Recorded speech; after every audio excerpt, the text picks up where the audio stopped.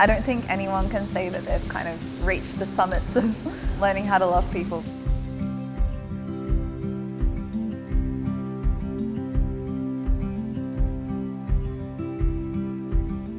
Hi, I'm Rebecca.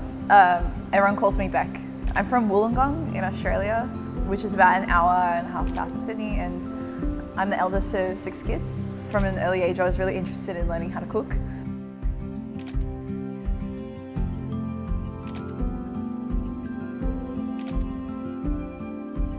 My parents are both Catholic. My mum was a convert, my dad grew up Catholic, and definitely it was a big part of our life growing up.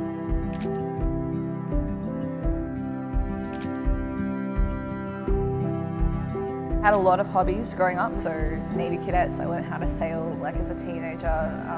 I loved art and reading and music. I taught myself how to play guitar a little bit as a teenager as well. I love painting and drawing. I think just being involved in those kinds of creative outlets for me was really good. Anything that was an encounter with beauty.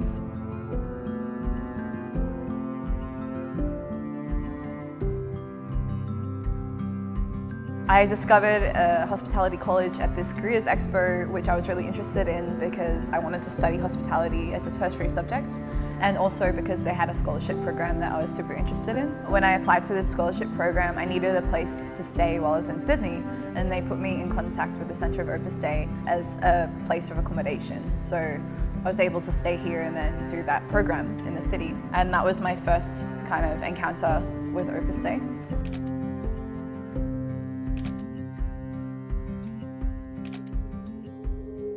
And I was a little bit worried about getting into the hospitality industry because I was worried. I had seen through doing work experience that some areas of the industry can have a bit of a toxic environment. I didn't want to place myself in a situation that would take me away from God.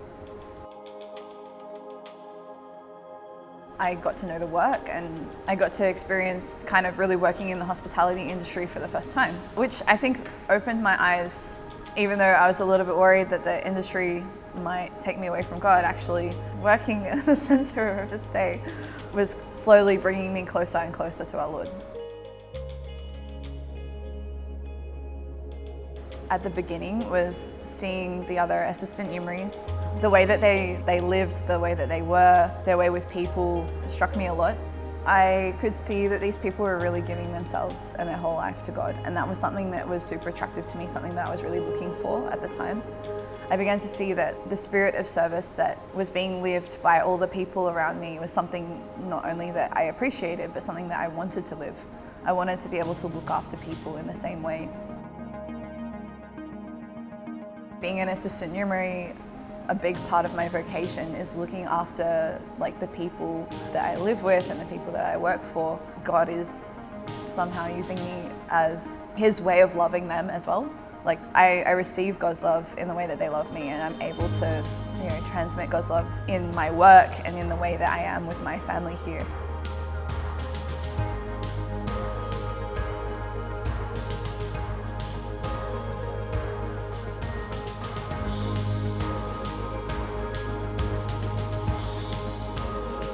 I don't do the work that I do because there's a lot of glory or prestige. I do it because I want to show people that they're loved. And when people experience service, the service of someone to them, when they learn how to serve, it's like a tangible participation in the love of God for that person. And that love is unconditional. It doesn't matter what the person has done or not done. Each person has the same value and dignity and the same need to be loved and cared for. I think we need a bit more of that in the world. I think assistant numeraries really bring that.